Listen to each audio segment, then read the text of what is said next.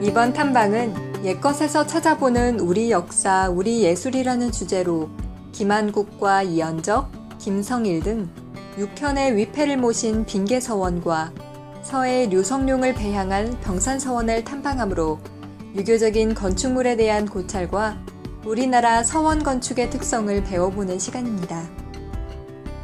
먼저 조선시대의 건축물을 볼 수 있는 의성군 산운마을을 들러 한국의 전통가옥이란 무엇인지 알아보겠습니다.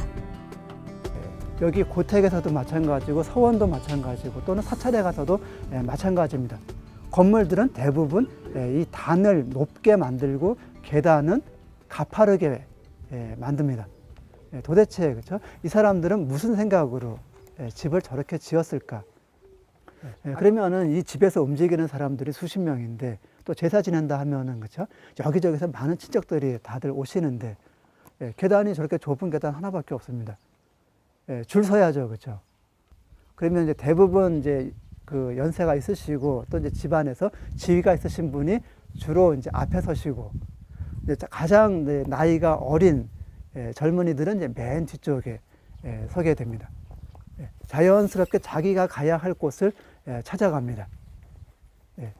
넓거나 그렇죠? 높고 이 가파른 게 좀 적거나 하면은 주의하지도 또 않겠죠, 그렇죠?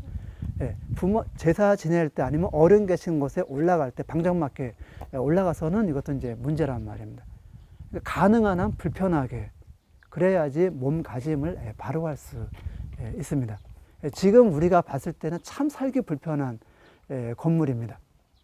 물론 이제 실내에 들어가면은 이제 방이 있고 마루가 있고 하니까 거기서 이제 편하게 계실 수도 있겠지만은 밖에서 저희가 봤을 때는 전혀 편한 건물이 아니세요. 근데 이것은 아까 제가 말씀드렸지만 유교에서 생각했을 때 나와 이 집 안에 계신 분 아니면 제사를 드릴 때 모셔야 되는 분들 그런 관계를 생각하자면은 이러한 모습으로 될 수밖에 없는 겁니다. 그러니까 여러분들이 고택에 가서 보시면 옛날 집들은 뭐 못도 사용하지 않고 나무를만 썼다 아니면 황토로 있기 때문에 건강에 좋다 그런 말씀들을 많이 하실지 모르겠지만은 막상 이 집 건물 모습 하나하나에는 유교적인 가치관이 다 반영이 되어 있는 겁니다. 지금 물론 우리가 여기 서 있는 곳은 이 집의 문에서 가장 가까운 곳이니까 이제 사랑채가 되겠죠. 여기는 이제 남자들의 이제 공간, 저 보이지 않는 뒤쪽에는 여자들의 공간인 안채가 있습니다. 유교에서는 부부 유별, 그렇죠? 남자와 여자는 나눔이 있습니다. 내외가 있단 말이에요. 그렇죠? 외쪽에는 사랑이 있고 안쪽에는 안채가 있고. 근데 그러면은 한국의 한옥은 도대체 뭐냐? 마루하고 온돌이 있어야 한다. 중국에도 여러분 뭐 여행들 많이 가보셨겠지만은 재료는 뭐 사실 같아요, 그렇죠? 기와집이고 나무로 만들었고, 뭐 경우에 따라서 벽돌도 들어가고 흙도 들어가고 하는데 다른 거는 뭐냐면은 마루가 없다. 그 다음에 온돌이 없다. 입니다. 똑같은 재료를 사용했지만은 우리는 마루하고 방이 있다, 온돌방이 있다. 여러분들이 앉아 계신 그렇죠? 요 마루, 그 다음에 온돌. 이거는 역사적으로 따라 올라가면은 삼국시대까지는 찾아볼 수 있습니다. 그러나 중국식의 사당, 중국식의 학교 또는 중국식의 절의 경우는 마루가 없는 경우도 아직도 많이 있고 방이 없는 경우도 많이 있습니다. 그에 비해서 최근에 지은 사당 아니면 최근에 지은 절에 가면은 아예 보일러까지 들어가 있는 곳들이 많이 있습니다. 그거는 모양은 중국식, 재료는 서구식, 콘크리트 썼으니까 서구식, 그리고 보일러 깐 거는 온돌식. 서구와 중국과 한국이 전부 다 합쳐 있는 그런 모습입니다. 그러니까 항상 그 자리에 머물러 있어서는 그렇죠? 곤란합니다. 우리에게 맞게, 나에게 맞게 그것을 고쳐 나갈 수 있는 것도 필요합니다.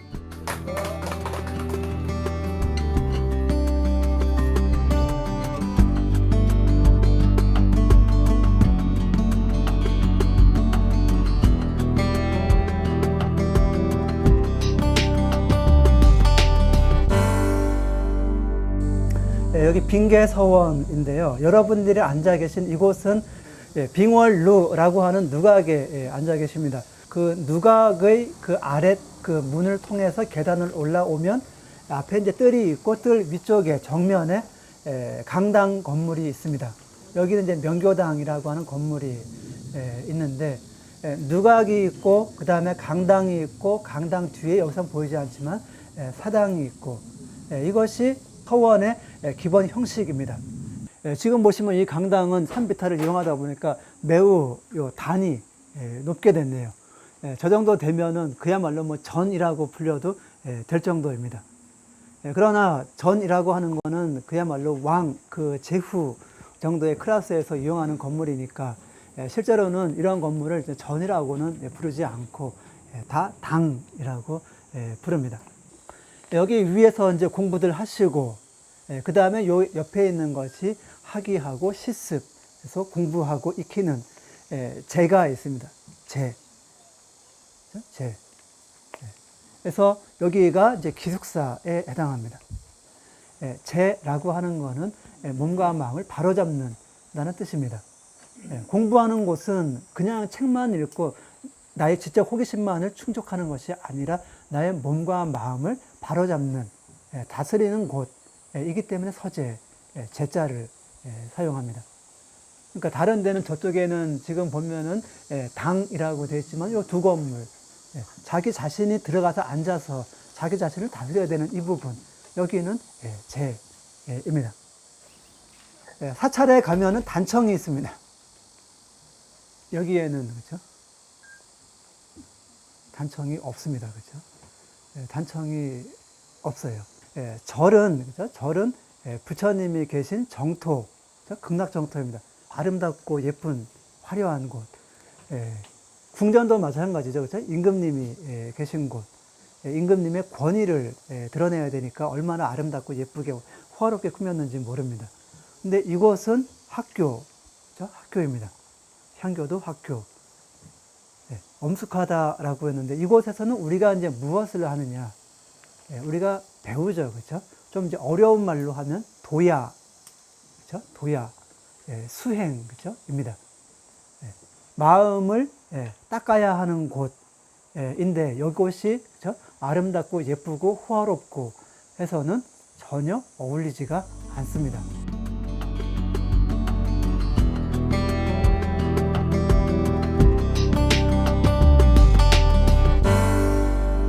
학문에 대한 열정이 여기 보이는 이 배롱나무 꽃잎처럼 열정이 있으신 분 같아요. 저기 뒤쪽에 보이는 산이요. 뒤로 한번 잠깐 보실래요? 병산입니다. 병풍병자를 써요.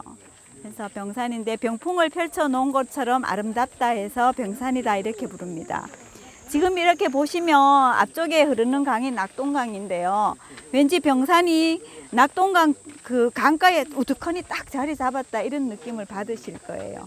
그래서 이쪽이 병산이고 이쪽이 서원공강, 그래서 병산, 서원 이렇게 부릅니다. 학교에 가면 지금 뭐 무슨 학교 이렇게 있는데 이 교문의 이름은 복례문입니다. 그래서 예를 다시 되풀이하라 이런 뜻을 가지고 있는데요.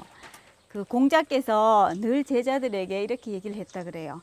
야, 너희들은 인해야 된다, 어지러야 된다 늘 이렇게 얘기를 한 거예요. 그래서 안자 선생이 도대체 인이 뭡니까? 이렇게 말하니까 극기복례 위인이라고 했어요. 그래서 다시 예로 돌아가는 것이 인이다 이렇게 말한 거예요. 그러면 그 예는 다시 뭡니까? 이렇게 물으니까 예가 아니면 보지도 말고 듣지도 말고 말하지도 말고 이렇게 하라고. 시잔, 언장, 청장, 동잠 움직이지도 마라. 그렇게 얘기를 한 거예요. 그래서 예라는 거는 계층 간의 질서다 이렇게 생각하시면 될 것 같아요. 그러니까 부모와 자식 간의 관계, 스승과 제자의 관계, 또 상사와 직장 상사와 부하의 관계. 그래서 관계 속에서 관계를 자유롭게 잘 유지하는 것이 바로 인이다 이렇게 보면 될 것 같아요. 어질 인자를 보면은 사람 인의 옆에 두 이가 있어요. 두 사람과의 관계예요. 그러니까 계층 간의 질서다 이렇게 보면 되고요. 그래서 유생들이 이 교문에 들어가기 전에 내 의간 정제가 제대로 되었는지, 내 마음의 상태는 공부할 자세가 되었는지를 나를 살펴보고 이 문으로 들어가라 그런 뜻을 가지고 있습니다. 예, 다 준비되신 분만 교문 안으로 들어가도록 하겠습니다. 네. 여기 딱 옷이 들어오시면은 또 문이 하나 더 있습니다. 요 이름은 이제 만대루예요. 느지막 할 때 보면은 더 아름답다 그런 뜻을 가지고 있습니다. 이 만대 이 글귀는 어디에서 왔냐면은 그 만당 때 두보라는 시인이 백제성루라는 시 구절에서 왔어요. 거기 시 내용에 보면은 치병의 만대 백곡 해심류다 이렇게 얘기를 했어요. 그래서 저 앞쪽까지 저런 푸른 절벽은 느지막하게 대하면은 더 좋고, 그 다음에 흰 그 폭포가 없는 골짜기에서는 벗들과 어울려서 놀기 좋다 그런 글귀에서 이 만대를 가지고 왔습니다. 그래서 만대루입니다. 그리고 지금 이렇게 들어오시면 계단이 쭉쭉쭉 많이 있어요. 사찰에 가서도 이런 구조의 형태의 건물을 볼 수가 있는데요. 그래서 계단이 많은 건물에는 위로 갈수록 위계 질서가 더 높다 이렇게 생각을 하면 됩니다. 교문과 만대루 여기까지가 진입 공간이다 이렇게 보시면은 될 것 같아요. 그리고 좌측에 보면은 여기 연못이 있습니다. 강영지라는 이름을 가지고 있는데요. 그래서 여기 연꽃을 이렇게 심어 놓고 그 선비들이 이렇게 연꽃을 볼 때마다 저 연꽃을 닮아가야지 이렇게 노력을 했다라고 해요. 저 연꽃 그러면은 군자를 상징해요. 그래서 이렇게 고여 있는 곳에서도 항상 향기 나는 아름다운 꽃을 피우니까 선비들이 닮아갈 꽃 중에 하나다 해서 군자를 뜻한다 이렇게 보시면 될 겁니다. 그리고 지금 좌우에 보면은 배롱나무가 엄청 많은데요. 이 배롱나무가 예전에는 굉장히 귀한 꽃이었다 그래요. 그래서 나라에서 임금이 이렇게 뭐 주기도 하고 이렇게 했는데 보통 가정집에는 못 심게 하고요. 사찰이라든가 서원 이런 데 심게끔 했다라고 합니다. 보면은 나무가 겉껍질이 없어요. 그래서 겉과 속이 똑같아요. 그래서 겉과 속이 똑같은 선비를 닮아 있다라고 해서 선비목이다 이렇게도 부르고요. 그리고 이제 아까도 얘기했듯이 이제 저렇게 꽃잎이 굉장히 붉고 오랫동안 펴 있어요. 그래서 학문에 대한 어떤 열정 이런 거를 뜻한다라고 합니다. 그래서 자연을 보면서 이제 내가 저 백일농처럼 열심히 학문을 해야지 이런 마음을 가질 수 있었겠죠. 아무래도요. 그러면은 루 쪽으로 올라가 보도록 하겠습니다. 그래서 원래 이 서원의 전시는 어디 있었냐면은 하회마을이 고향인 풍산 유씨들의 자제분들이 공부를 했던 여기서 8km 정도 떨어진 곳에 풍산이라는 곳이 있어요. 거기 풍악서당이라고 있었습니다.